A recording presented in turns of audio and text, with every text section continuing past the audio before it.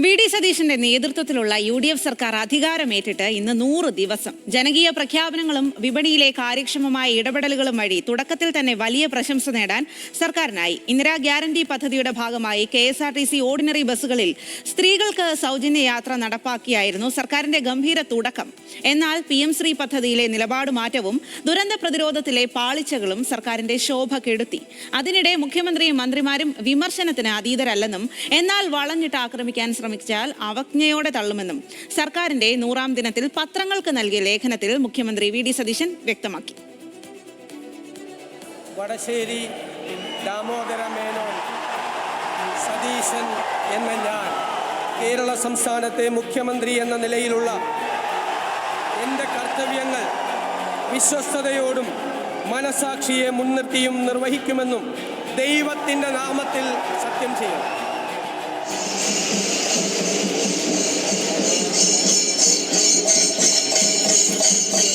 വിഴിഞ്ഞത്ത് സമ്പൂർണ്ണ കയറ്റുമതി ഇറക്കുമതി പ്രവർത്തനങ്ങൾക്ക് തുടക്കമിട്ടതാണ് ഈ 100 ദിനങ്ങളിലെ സുപ്രധാന നേട്ടങ്ങളിലൊന്ന്.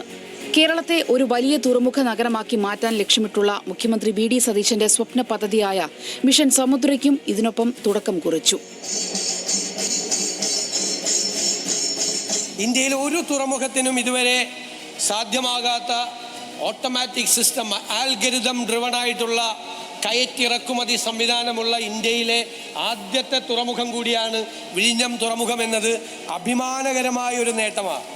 ആർക്കും ഒരു അപകടമില്ലാതെ ഭംഗിയായി കയറ്റിറക്കുമതി ജോലികൾ ചെയ്യാൻ പറ്റുന്ന ഒരു സംവിധാനം ഇന്ത്യയിൽ ആദ്യമായി നമ്മുടെ തിരുവനന്തപുരത്ത് ഉണ്ടായിരിക്കുന്നു എന്നത് നമുക്കെല്ലാവർക്കും അഭിമാനകരമായ കാര്യമാണ്. ആദ്യ മന്ത്രിസഭാ യോഗത്തിൽ തന്നെ ആശാവർക്കർമാരുടെ ഓണറേറിയം വർദ്ധിപ്പിച്ച നടപടി സർക്കാരിന്റെ സാമൂഹിക പ്രതിബദ്ധതയുടെ തെളിവായി. സെക്രട്ടേറിയറ്റിനു മുന്നിലെ വിവിധ തൊഴിൽ സമരക്കാരെ നേരിട്ട് കേൾക്കാനും താൽക്കാലിക പരിഹാരം കാണാനും സാധിച്ചത് മുൻ സർക്കാരിൽ നിന്നുള്ള വ്യക്തമായ നയപരമായ മാറ്റമായി വിലയിരുത്തപ്പെടുന്നു. ഇതിനു പുറമെ സംസ്ഥാനത്തെ ഗുണ്ടാ വിളയാട്ടം അമർച്ച ചെയ്യാൻ ആഭ്യന്തര വകുപ്പ് നടപ്പാക്കിയ ഓപ്പറേഷൻ തൂഫാൻ രാഷ്ട്രീയ ഭേദമന്യേ കയ്യടി നേടി.